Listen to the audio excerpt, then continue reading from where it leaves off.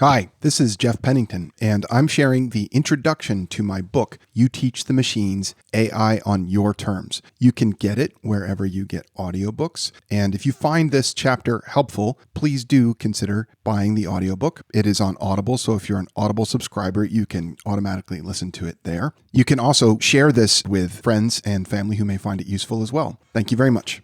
You Teach the Machines, AI on Your Terms. Read by the author, Jeff Pennington. Copyright, June 2025, Jeff Pennington. Dedicated to my wife, Melissa Pennington, whose love and support are apparently limitless. Introduction. Like billions of people around the world, you may have suddenly become familiar with the following words straight out of Silicon Valley or a futuristic movie. Machine learning, GenAI, large language model, generative, training, GPT, explainability, neural network, deep learning, hallucination. These words are synonymous with artificial intelligence, or AI, the computer systems we can teach to do, quote, thinking work. Sometimes we teach machines to find patterns of information that we can't, given the flood of data in our digital lives. Sometimes we teach machines to do a specific task in a way that augments our life or supports the work that we already do. The words above are casually thrown around by everyone from tech bros to journalists to advertisers to the AI assistants that are starting to pop up on every app and website. But they can distract from what is really going on. You've picked up this book because AI seemingly comes up in every job interview, work meeting, or classroom discussion, shows up in every search you do online, invades your social media, and is splashed across every advertisement you see. And this all seems to have happened overnight. What changed? Everything. And nothing at all. Everything because we as a digital society have reached a tipping point. Nothing at all because for 20 years, AI has been with us, becoming more and more capable behind the scenes. Is this scary? Exciting? What exactly is AI anyway? You are likely thinking, how is, quote, the machine already in my life without me being aware?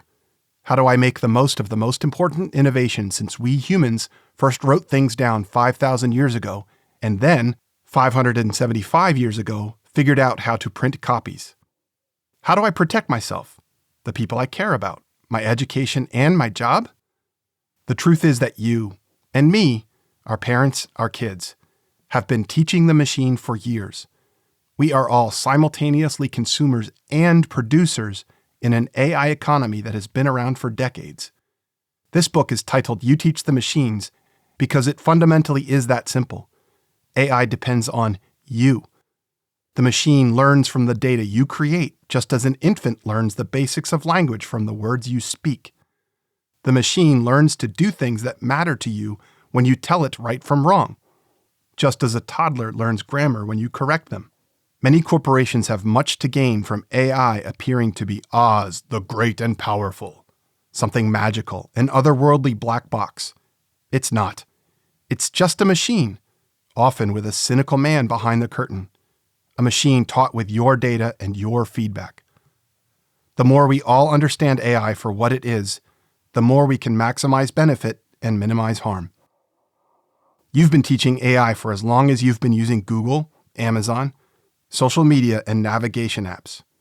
For as long as you've been going to the doctor. For as long as you've been swiping your credit card. It's time to take charge and put AI to work for you. You teach the machines. I started my tech career in 1996 during another period of rapid change. The web was brand new and data for the first time was considered an asset with a dollar value. A few years on, I started working in AI at Ask Jeeves, the first natural language internet search engine. 25 years later, I created a comprehensive data asset and AI program as the Chief Research Informatics Officer of a leading pediatric academic medical center. I left that job, one I loved, to write this book, to help all of us navigate the change of AI. If you, like most people, have a lot of questions, reservations, and even fears about AI, this book aims to demystify this groundbreaking technology and put your mind at ease. The chapters here will answer your questions about AI, including: how did AI seemingly show up everywhere overnight? What could change in my life because of AI? Can I trust AI? How do I use AI to make my life and my family's life better? Cuneiform to ChatGPT. Your questions are, for the most part, about change. Change from the old normal is always accompanied by uncertainty, and we as humans are hardwired to fear what we don't know. Artificial intelligence is a relatively recent arrival in human history. We don't yet share a widespread understanding of AI or a new normal of daily use. Our uncertainty and fear are entirely natural and understandable. This is revolutionary technology. Fundamentally, AI is a completely new way that we humans capture our knowledge. That hasn't happened since the Sumerians invented writing in ancient Mesopotamia around 3200 BC, and people no longer had to simply remember everything. Historians think the first writing, called cuneiform, was invented to give a customer a grocery receipt. Before cuneiform writing, the only way to capture information was for one person to remember what another person told them. That meant there was no written history, no written receipts, no written recipes. Imagine you figured out that leaving open jars of barley out in a rainstorm made beer, another Mesopotamian innovation from roughly the same time. You tell the recipe to your friend over a few beers, but after a few too many, you both forget what it was. Fast forward to a time when cuneiform writing has been invented, and you happen upon the barley in the rain trick again. This time you write it down, and it gets passed along to generations thereafter. From that point forward, it was possible to record human knowledge, leading to massive cultural changes and advancements. Writing made it possible for individual humans to record important knowledge and share it with relatively few other humans. AI makes it possible for us to collect massive amounts of digital knowledge to share with others worldwide, like ChatGPT, which incredibly incorporates information scraped from a public archive of all the websites ever made called Common Crawl. Artificial intelligence is also an entirely novel way to broadly share, disseminate, and use human knowledge. This hasn't happened with such seismic consequences since serial entrepreneur Johann Gutenberg figured out how to scale up book production with movable type in Mainz, Germany in 1450. Gutenberg borrowed heavily to do the R&D and engineering required to invent the printing press. His first book? Copies of the 28-page Learn to Read Latin schoolbook, Ars Minor, the first part of an ancient text called Ars Grammatica. He's more famous for the next book he printed, the Bible, but it's notable that he started with an educational book, whether he did it intentionally or otherwise. In those days, you had to get to know Latin to get what might be called today an office job. Before Gutenberg, getting your kids started on Ars Grammatica meant paying a scribe much of a laborer's yearly wage to handwrite a copy with pen and ink. That meant only better off kids learned Latin and went to school. Whatever Johann Gutenberg intended, printing relatively cheap copies of the equivalent of Dick and Jane for Latin was an early example of doing right by doing well. The cheaper it was to learn to read, the more books he could sell. Eventually, a diaspora of trained printers who stole Gutenberg's technology set off an explosion of printing across Europe. A mere 50 years later, more than 12.5 million books had been printed. Printing made it possible for a single human to record important knowledge, then share it with millions of others so they could do stuff with the knowledge. This invention, more than any other, launched Europe and then the rest of the world into what we call the modern era. This shifting of the earth is known as the Gutenberg effect. It's important to note that at the time, there was pushback against the printing press. Turns out the intellectual and ruling classes felt more secure when knowledge was captured and made available at great expense by scribes copying out books by hand. Secure in their stations, the ruling class viewed the work of a scribe as morally superior to the ink-stained labor of setting type and cranking a press. Classist snobbery was also fueled by the fact that the labor of printing was taken up by the lower classes. But the expansion of literacy in these same craftsmen, indentured apprentices, and servants opened new markets for popular books very different from highbrow manuscripts. For example, Desiderius Erasmus's widely read and sometimes banned books advocated the then radical idea that the church and monarchs should serve the people first. Newspapers, magazines, radio, television, and the internet all extended the innovation of the printed book. All were initially disparaged. If you're of a similar vintage to me, you may remember some professors prohibiting the use of the internet to do research for your term paper. Be thoughtful about similar criticisms by today's intellectual elite as AI emerges and evolves. Know that some criticism of AI as somehow inauthentic may be in defense of the established cultural clout of experts. But also don't completely disregard these same experts who are justifiably nervous. Some of their criticisms are valid, such as the potential for the erosion of critical thinking and writing skills due to the overuse of language AI. How does AI relate to writing in ancient Mesopotamia and printing in medieval Germany? Historical, disruptive, and ultimately constructive precedents of writing and printing help us understand changes in our lives caused by the emergence of AI. For now, consider that writing and then printing made it possible for the expertise, knowledge, and thoughts of a single human to spread through literacy and education to many other humans. At its worst, this can lead to Adolf Hitler's Mein Kampf. At its best, it can lead to Henry Gray's groundbreaking textbook, Gray's Anatomy. Artificial intelligence can make it possible for human knowledge and expertise to spread even further, not just through other humans, but through machines we teach to augment our lives.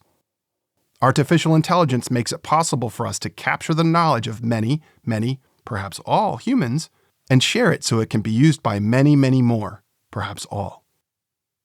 But just as the printing press amplified whatever you printed with it, AI can amplify whatever we teach it, sometimes for the worse, such as in 2023 when hackers who couldn't write computer code themselves used AI to generate code that they then used to attack an email company.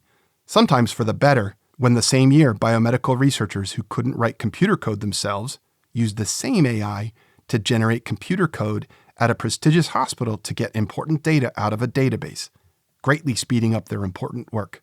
For better or worse, you teach the machines.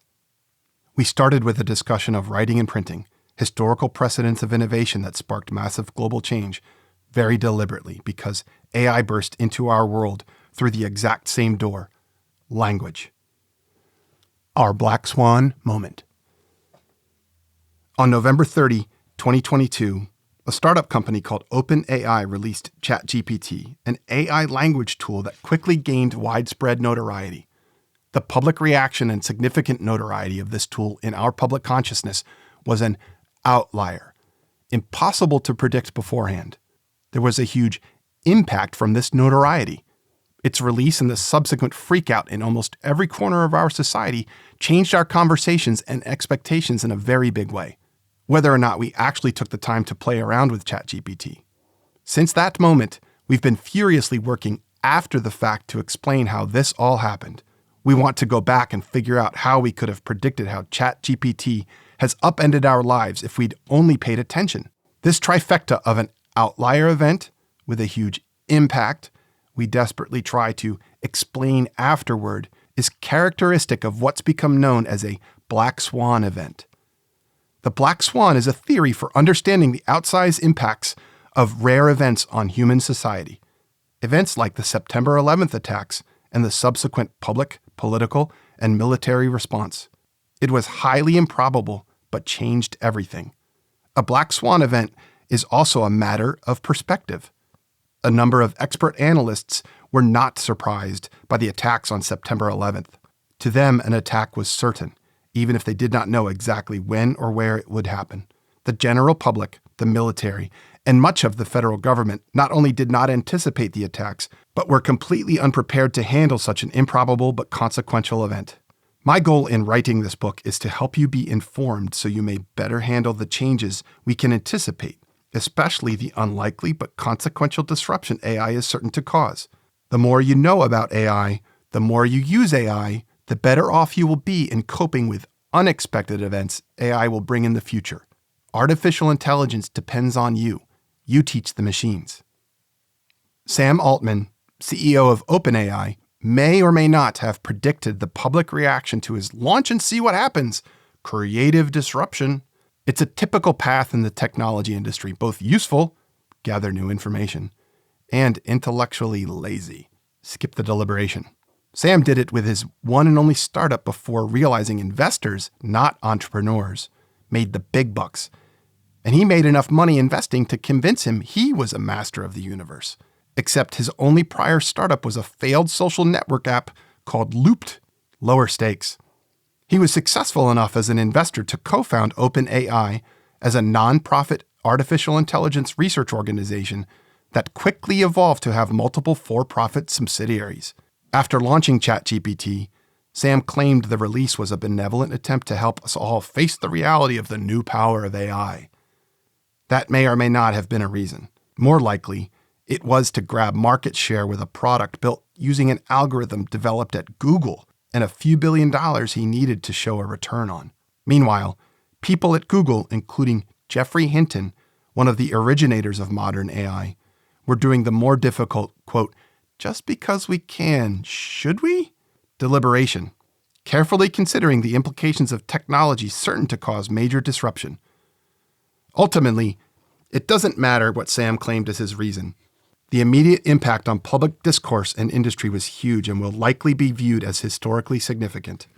The black swan of AI bursting into our consciousness made us feel like the world shifted underneath us. Professionally, I found myself in the middle of a storm of uncertainty and fear. My colleagues at the Children's Hospital of Philadelphia and I were stunned that ChatGPT had been put into the wild. We were hit by the black swan and found ourselves in the role of helping people who hadn't seen it coming to process and understand what had happened. All of a sudden, much of my job became explaining the emergence of AI after the fact. Before ChatGPT, our society didn't know that AI was around the corner. Now we feel like we don't know what AI will bring, good or bad. The reality is that AI will almost certainly bring more black swan events in the future. But you also have more agency than you realize because you teach the machines. Why is it worth considering our reaction to AI in the black swan context? Step back from AI for a moment. The black swan way of thinking is useful because it's about admitting we don't know what we don't know. The black swan theory says that randomness is more prevalent than we as humans are wired to accept. Many, if not most, of the truly important events in our lives or our society are unpredictable. So maybe, just maybe, we should balance the amount of time we try to predict and plan with more time spent preparing for change and uncertainty. Please don't take this suggestion as a forecast for doom and gloom. We humans seem to be hardwired to see change and uncertainty as inherently bad, probably because we don't live very long, and we have evolved to be almost entirely concerned with self-preservation and to see anything new as a threat. The emergence of AI was jarring in the sensational way that it quickly went from tech company back office to dining room table conversation. We consider the idea of the black swan theory not so much because it explains the emergence of AI, but because it's a good way to prepare for the uncertainty that lies ahead, the certain to happen, but impossible to predict unintended outcomes of AI. The black swan theory tells us it's up to us to work together to demand and take an active role in this change. So let's go back to the moment when ChatGPT burst onto the scene. Why did it seem like such a big deal? ChatGPT delivered to everyday users like you and me a compelling, language-based conversation experience on just about any topic. Note the use of the word compelling instead of accurate or correct. This is an important point that we'll get back to. Over the next few months, social media, TV news, and traditional media exploded with examples of ChatGPT answering questions, writing poems, drafting letters, and summarizing information. We were seeing a credible, artificial general intelligence application for the very first time. ChatGPT is one among many examples of a chatbot, a computer system taught to respond to text or voice. Chatbots had been mostly annoying and useless up until this point. Boomers, Gen Xers, and Millennials? Remember Clippy? Most recent chatbots weren't much better. They were rarely welcome, mostly unhelpful interjections to already painful customer service experiences. If it seemed like every chatbot you interacted with before ChatGPT was narrow-minded and knew nothing about your specific problem, you're right. Chatbots prior to the current generation were not much more than a fancy search interface to whatever narrow catalog of information their owner wanted you to go through before passing you on to a more expensive human. What was different this time? The release of ChatGPT gave anyone who signed up for a free account an interface to incredibly powerful new language-based AI technology.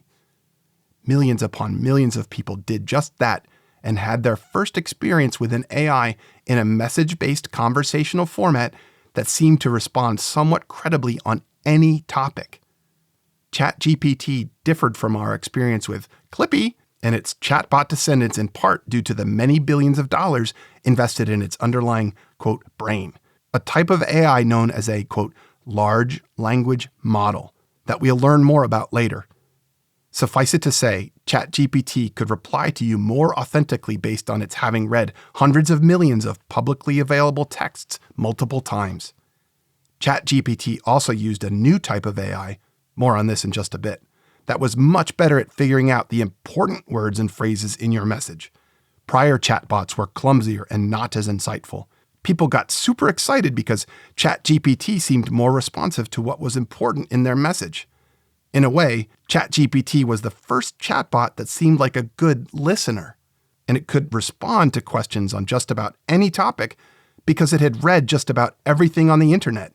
Did you know that ChatGPT was taught with the contents of every web page published all the way back to 2008?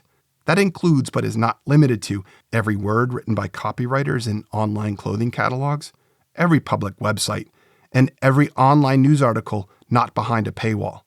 This was the closest we, the general public, had come to the artificial intelligence of popular science fiction. Amara's Law.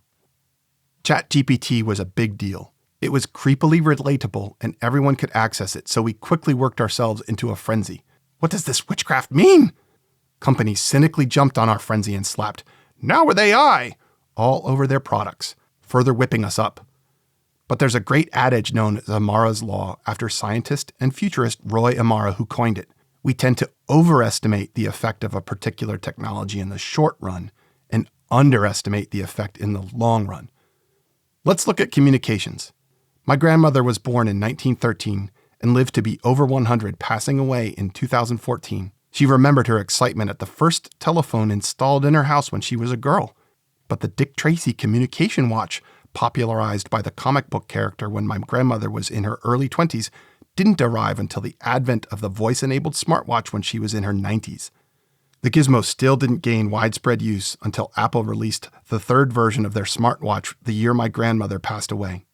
On the other hand, in her last decade, she was an avid internet user, the impact of which she couldn't have envisioned when she made her first telephone call or read Dick Tracy comics. Impact overestimated in the near term, Dick Tracy watch, underestimated in the long term, internet. Is Amara's Law true for AI? Are we overestimating in the short run, Terminator, killer robots, and underestimating in the long run, democratization of expertise, workforce disruption? Economists describe production as the result of a combination of land, labor, capital, and entrepreneurship. If you consider AI to be a form of automation, which it certainly can be, then it will change the relationship between labor and other factors. Does that mean AI will put writers out of work? Yes and no. I'm glad I'm writing this book and not brief descriptions of menswear in an online catalog. Generation of that kind of text is a layup for modern AI. The machine has been taught by the digitized text written by generations of copywriters who came before. AI is already making it harder, likely soon impossible, to make a living as a writer of new descriptive catalog copy. In that sense, the answer is yes. AI will put some writers out of work. On the other hand, AI is helping me by improving autocorrect and providing helpful suggestions on brevity, arguably making it less intimidating to sit here and write my first book. So in that sense, the answer is no, for me, for now. Let's take another look at how AI changes the relationship between labor and production. After a long day, I sometimes relax with a TV show called How It's Made. Each episode is a compendium of narrated video shorts documenting the making of things. Think hockey stick manufacturing, snack food production, and lumber milling. A narrator voices soothing descriptions of the worker and the machine, acting in concert to mass-produce wooden hockey sticks or stamp out cheese crackers from dough. Generally, the worker does less frequent tasks, like dumping ingredients for cheese crackers into a giant mechanical mixer. The machine does the high-frequency, repetitive tasks, like rolling dough, stamping out crackers, and packaging, while industrious instrumental music plays at a low volume in the background. In one memorable episode on milling dimensional lumber out of raw logs, the worker is a saw operator. The machine is a computer system that's been taught to look at the end of each log to determine the ideal cutting pattern to get the most valuable lumber with the least number of cuts. A camera feeds the machine an image of the end of the log. The machine calculates and projects a grid-like pattern of laser light on the end of the log to show the worker where to cut. The worker lines up the saw according to the machine-generated cut pattern, and the saw buzzes through the log. After each cut, the machine adjusts the laser light pattern to indicate the next cut. The worker flicks joysticks and taps pedals at high speed to move the log and the saw blade to match the laser-projected cut instructions of the machine. It is mesmerizing, a melding of worker and machine, much more complicated than the spell checker that saved me from spelling laser as laser. In these cases, AI affects how land, labor, capital, and entrepreneurship combine to produce books and lumber. In both cases, labor for the most part loses out while capital and entrepreneurship win. This is the age-old story of increased productivity driven by automation. But consider the difference between the two anecdotes. The AI-enabled automation of cut planning or mechanical production is familiar. A previous, slower manual manufacturing step, lumber cut planning, performed by expert sawyers was in part taken over by a faster machine, allowing one saw operator to process many more logs, almost certainly putting saw operators out of work. But the automation of intellectual skills like editing, copywriting, and revising for brevity? That's new. Those jobs have never been under threat. The capability of modern AI to perform tasks that previously required human cognition threatens entirely new sectors of labor. We're going to delve deeply into this later on, but for now, consider these examples and Amara's law as context for the rest of the book. The making of modern AI. ChatGPT blew up our feeds, birthed a black swan, and got you to the point that you picked up this book. But how did we get ChatGPT in the first place? By traveling a long road leading to either a rocket-assisted jump into the shiny future or the edge of a cliff above raging rapids, depending on your point of view. Joking. It's neither. Wasn't artificial intelligence just an academic science experiment? For a long time, it seemed that way. Artificial intelligence has been around and in the works since the 1950s. We're not going to delve into the details of the last 75 years of AI evolution here. We will look at AI through a theory of evolutionary biology called punctuated equilibrium, where a species stays mostly the same for maybe 99% of its time on Earth, then changes dramatically in a short period of time. Sound familiar? We're also going to look at the major jumps in evolution as changes in a silly but illustrative pretend recipe for AI. Trust that we'll go into more detail in the next chapter, but for now we're going to oversimplify the heck out of things. Artificial intelligence is made from 3 ingredients: data, computing power, and algorithms. Data is digital information such as web pages, banking transactions, and video from the camera in your new car. Computing power is the ability to perform math calculations on a computer chip. Algorithms are rules for performing math calculations. Recipe for AI. 100 million cups of data. 1 million cups of computing power. 1 tablespoon of the best machine learning algorithm you can get. Separate data into 2 equal parts, setting one aside. Combine computing power and algorithm in a large bowl. Transfer to your stand mixer and add the first half of the data.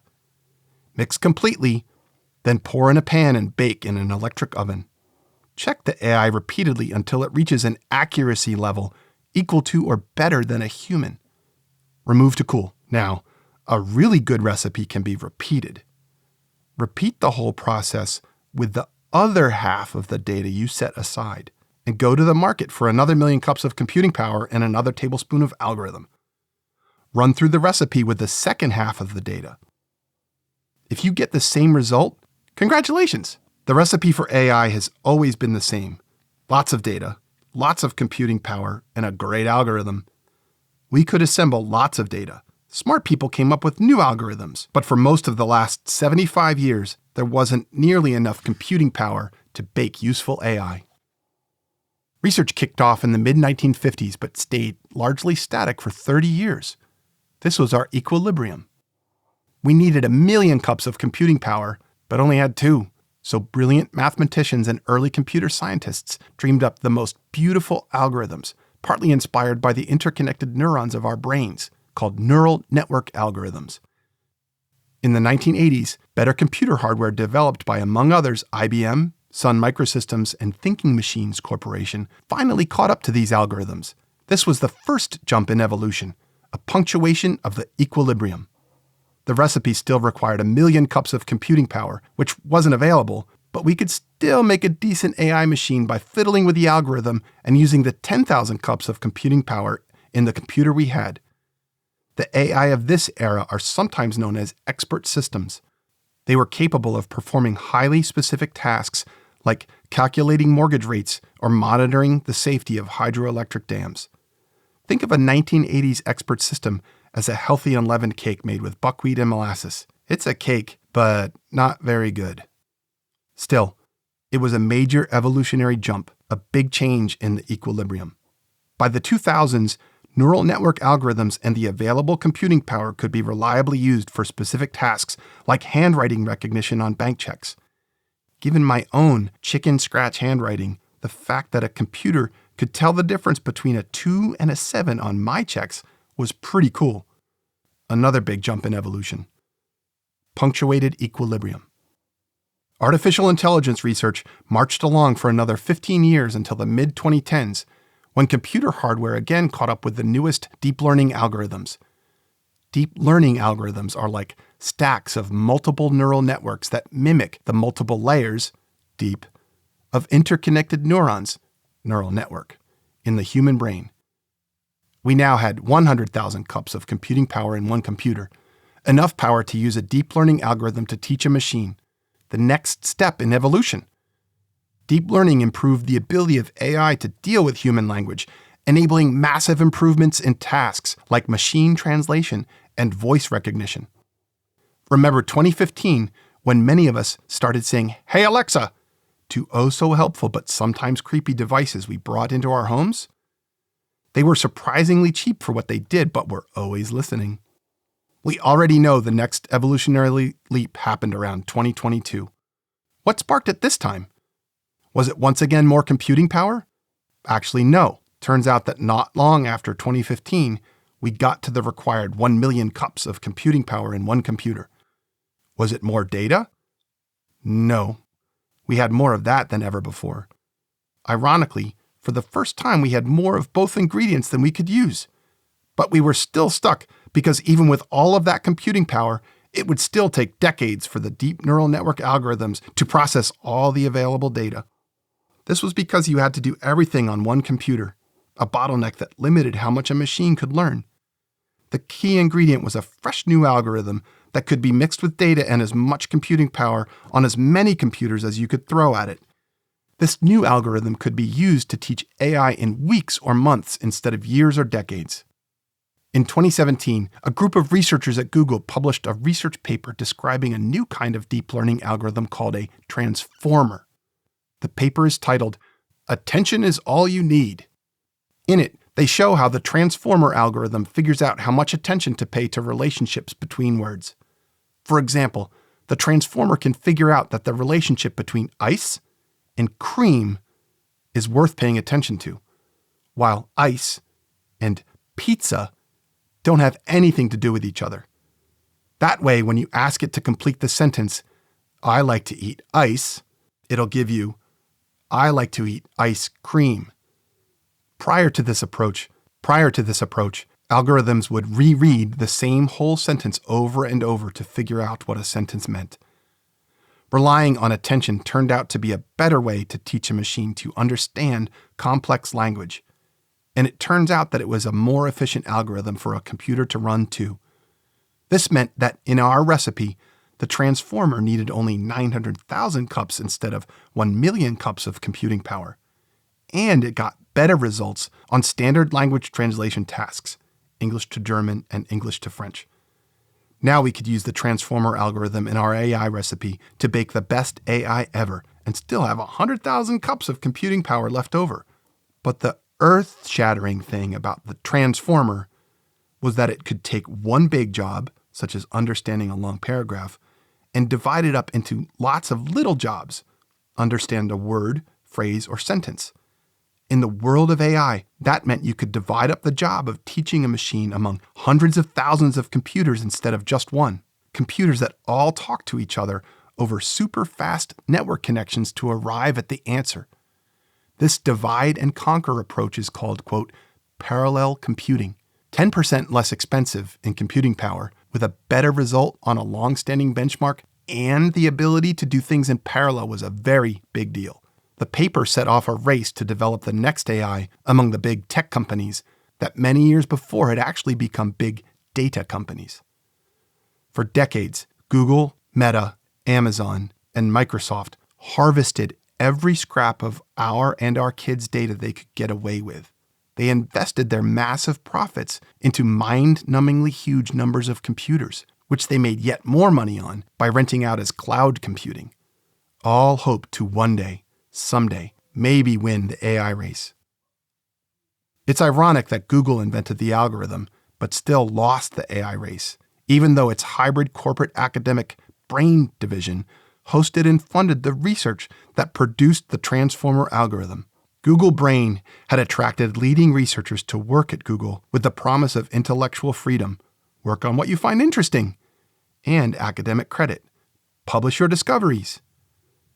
These were scientists who chose to be professors at universities because they didn't want corporate bosses telling them what to work on, and who wanted to share the new knowledge they created with humanity. Brain attempted a win-win where researchers had freedom of inquiry and could share their discoveries, while Google could support and benefit from their work.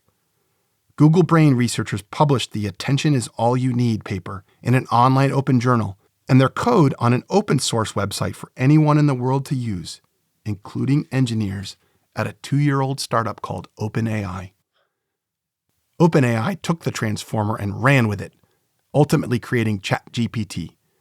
They had billions to spend on data acquisition and cloud computing power from their investors, and they incorporated as a nonprofit so they were able to attract the often mission-oriented best and brightest scientists and engineers.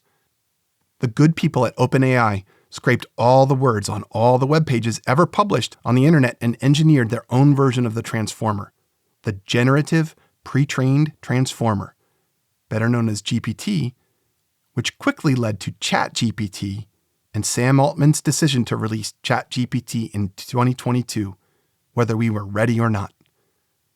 In Chapter 1, we'll return to how AI works, but now we'll tackle the most basic question. If AI is so great, why am I and everyone I know freaked out by it? Agency is what you need. Artificial intelligence learns from the data we create in our digital lives, and artificial intelligence is taught by what we deem intelligent or not when interacting with just about every digital tool we use.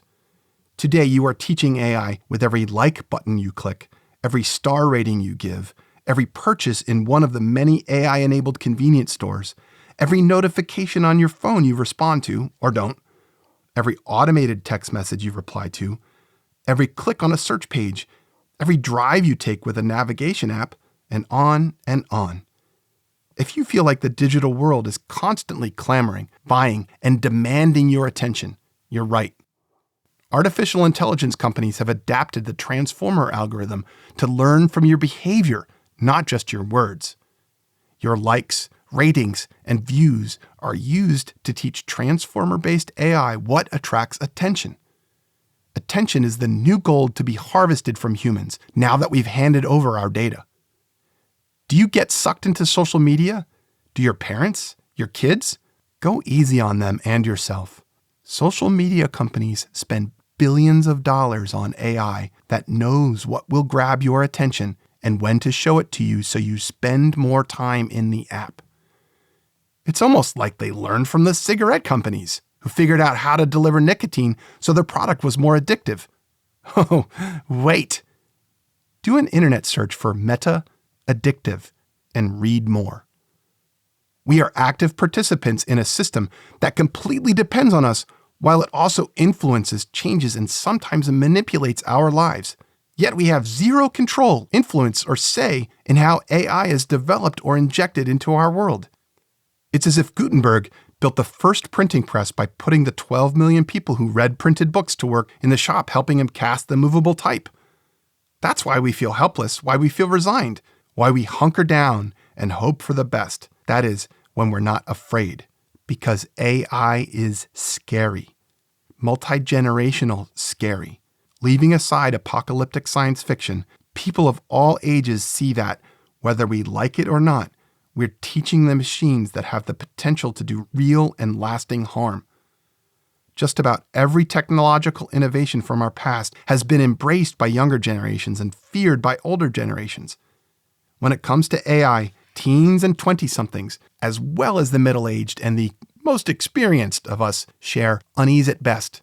This book was inspired by a similarly titled lecture I started giving when I saw family, friends, people in my community, and professional colleagues wrestling with their fears. People of all generations came to these talks, which means that all generations care and are engaged. Young and more experienced alike share anecdotes and ask variations on the same questions rooted in fear of the road ahead. Survival signals. Our fears and anxieties around AI may be broken down and grouped into what I call the 5 Ds of destruction, deception, dumbing down, disconnection, and displacement. Destruction is the fear of runaway AI causing us physical harm, killer robots, homicidal computers with disembodied voices, and autonomous cars running down pedestrians. Deception is the fear of bad actors using AI to scam us. A fake voice or video of a trusted person in our lives used to steal, fake images used to cause embarrassment, and complex misinformation campaigns carried out automatically by AI. Dumbing down is the fear that our kids, our doctors, even we ourselves will take the easy way out with AI and we'll be worse off. AI does my homework, and I don't learn. AI makes the diagnosis and perpetuates some bias. Displacement is the fear that AI will make our work less valuable by automating some or all of it. AI writes my book better, faster, cheaper. AI analyzes financial data better than I can. Disconnection, my biggest fear, is the fear that AI will further reduce the real-life social interactions that make human life worth living. But here's the good news. Fear and our gut instinct are a big part of how we humans thrive as a species. Our gut instinct is actually a very real and powerful intuition that allows us to quickly see possible, even likely outcomes without going through a more time-consuming stepwise logical analysis. When these outcomes might be bad, our subconscious intuition gives us what security specialist and author Gavin DeBecker called the gift of the emotion fear. Fear, in turn, amplifies our intuition into an almost magical state of threat assessment. We are mostly conditioned by evolution to respond to physical threats, but as I contemplated my own fear of AI, I found an interesting parallel in the same signals we use to detect and avoid bodily harm. In The Gift of Fear, Gavin DeBecker helps us understand 7 survival signals that can reveal a bad actor. Forced teaming, charm, too many details, typecasting, loan sharking, unsolicited promises, and discounting the word no are all tactics DeBecker describes as the tools of manipulators, people who put their own interests above yours to your detriment.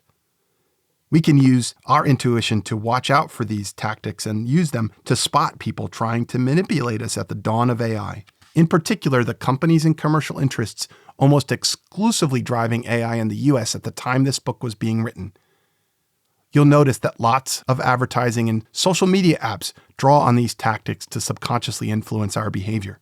Forced teaming is when AI or an AI company gets into our lives by the projection of a shared purpose or experience where none exists.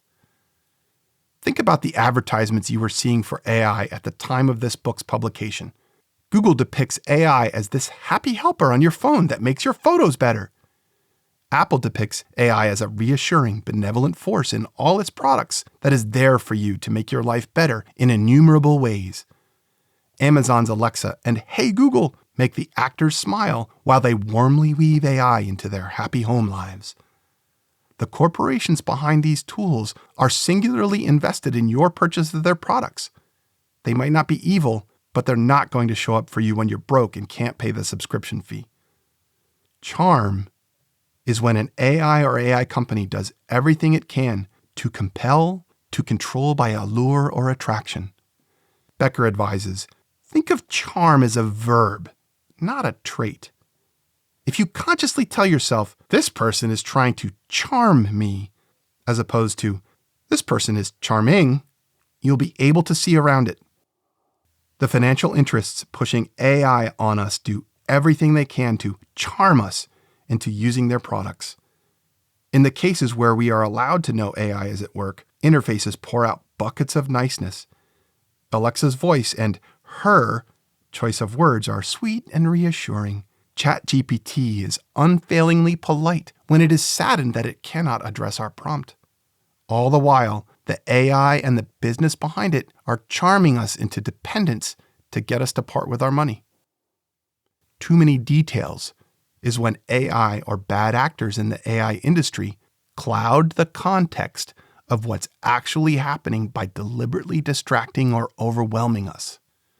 On the other hand, helpful context is when it's clear what AI is doing, how it's doing it, and what the effects are.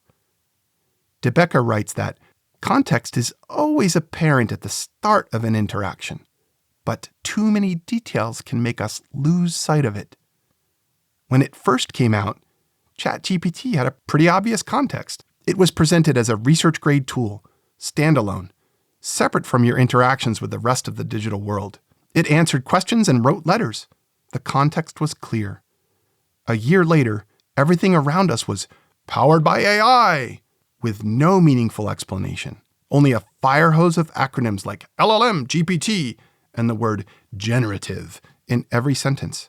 At the time of this writing, Google presented AI-powered search results at the top of their search page as authoritative with only a faint, generative AI is experimental, in a smaller, lighter font, after you click Show More, and after all the content. Click yet another very small and faint, Learn More, and you were taken to a separate page with a lot of details and generalizations about how helpful AI may be, but absolutely no real explanation of what it was doing, what generative meant, or what the effect of using AI might be. Distracting and overwhelming. Typecasting is when an AI company's message involves a slight insult, and usually one that is easy to refute. Look to the trend in advertising where we are made to feel less than if we don't invite the latest whiz-bang AI and technology into our lives. Apple's first advertisements for Apple Intelligence depicted people being dumb and lazy, until Apple Intelligence saved the office idiot by drafting a pithy email to his boss, or made the forgetful husband look good by creating a last-minute, heartwarming video for his wife's birthday. The unsubtle message is that you are a mouth-breathing dummy and need Apple Intelligence to save you from yourself. The German software company SAP ran advertisements in airports all over the world by telling us, literally, you'll never have all the right answers, but your AI can. They're hoping you leap to your feet thinking, hey, I can have the right answers. I'll tell my IT department to buy SAP AI. Loan sharking is when an AI company generously offers assistance, but is always calculating the debt. The day I wrote this paragraph, you could buy Amazon's newest AI, Echo Dot, for delivery in Germany for €64, about $67. The same day, the same hour, you could buy the exact same device in the US for $22. Germans are protected by modern comprehensive data use laws. Americans are not. Alexa, through the Echo Dot, is offering to assist Americans for 1/3 of the cost. But as we'll see later, you may be surprised by what she can do with your data. The unsolicited promise is used to convince us of an intention, but with no guarantee. Watch for when AI companies appear to solve your problem, but do not in any way provide a guarantee. It's always a good idea to take a minute to figure out who is left holding the bag when things go wrong. For example, if you ask Google's AI a question about legal matters, its answer is presented at the top of the page in a way that looks visually authoritative. You are welcome to take the answer and run with it. But if you click Show More and scroll down to the fine print, you may see another subdued disclaimer. This time, generative AI is experimental. For legal advice, consult a professional. When you buy a car with an AI advanced driver assistance system, you may have responded to advertising showing a relaxed person traveling down the road with the promise that the car is taking care of everything. But that is not a guarantee. Every time you tap the warning message on the screen in the car at startup, you've signed a contract that you and your insurance policy guarantee the safety of the car. You hold the liability bag if the car's AI decides to follow faint lines on the road and swerve into the car next to you. Discounting the word no is when the fine print governing just about every AI tool Americans use starts with the words, "By using the service, you agree," and somewhere in the middle includes, "to grant us an unrestricted, free, worldwide license to your data." But if the choice is to use AI-driven Microsoft Word and give up control of your data, or refuse and become irrelevant without the ability to use the world's main word processing program, do you really have a choice? You may say no, but then what? You're right to be intuitively wary of AI because it's being served to us with all of these tactics. It's natural to be afraid. I am, but I try to use that fear to motivate myself to take charge, learn, and use AI to maximize benefit in my life and the lives of people I care about. I try to resist letting fear become paranoia or justification to barricade the door and simply hope for the best. Fear helps us realize there will be unintended consequences from AI. Fear also helps us motivate to put ourselves in a less vulnerable position. While big corporations are doing what they're legally required to do, maximize shareholder return, there's nothing intrinsically bad about AI. It's just a machine, and it can even do amazing good. For example, one of the most important projects I worked on during my time at the Children's Hospital of Philadelphia was figuring out how to use AI to scale up and share the expertise of the very, very few pediatric radiologists who can reliably differentiate a rib fracture sustained in a bike accident from a rib fracture resulting from child abuse. Physicians and researchers are teaching machines to make that distinction so children in towns without an expert radiologist can be protected. As scared of AI as I am, I can't just throw it away because I know the good it is capable of. If you realize how much agency you have as a consumer, parent, employee, and voter, you can choose how AI does and doesn't impact your life, how AI can be used for good. AI, by its very nature, must learn from you. Without you, AI has no way to learn what's relevant, what's right or wrong, and therefore has no value. Your data and the context of your life are what make AI work. You teach the machines. Our goal is to be drivers, not passengers. Be the windshield, not the bug. You create the data to teach AI. You teach AI the right answers, what's funny, if music is good, and how to do the most important tasks. This book will help you understand AI, warts and all. It will help you try out AI to see what it can do to make your life and work better and more valuable. Remember, it's up to you. You teach the machines. Exercises. Try it out. Throughout this book, I'll share some of the things I've done to learn about AI by using AI. Just as there were no experts when the internet and the World Wide Web came to be in 1993, there are no experts in the use of AI. It's all new and changing fast. There is no they, as in they are smarter, more experienced at using AI. The field is divided only between the people who start to use AI and the people who don't. This means that whether you have used AI or not, you are not behind. My goal with this book is to help you get comfortable with AI if you have not done so already. Some of these exercises may seem basic. Others may challenge you to stretch. I encourage you to try them all. Spell check. An example of pattern recognition behavior that augments our spelling. Use your phone to type a new text message, or use your computer to type in a new document. Misspell there, T-H-E-I-R, as there, T-H-I-E-R, and see what happens. Autocomplete. Example of generative behavior that augments our spelling and writing and helps us search things more quickly. Do a web search using your phone or computer. Type in, "what is," and look at the list of suggestions. These are generated from the first two words you typed in. Turn on autocomplete in email. It will finish your sentence for you based on what you've typed in the past or what it thinks you should say. It can be annoying sometimes. Autofocus. Example of a feedback and optimization behavior that augments our ability to quickly take good pictures. Open the camera app on your phone. Sit at a table and put a drinking glass or other similar object on the table in front of you. Hold your phone so the glass is in the foreground of the screen. Tap on the image of the glass, then tap on the image of something farther away.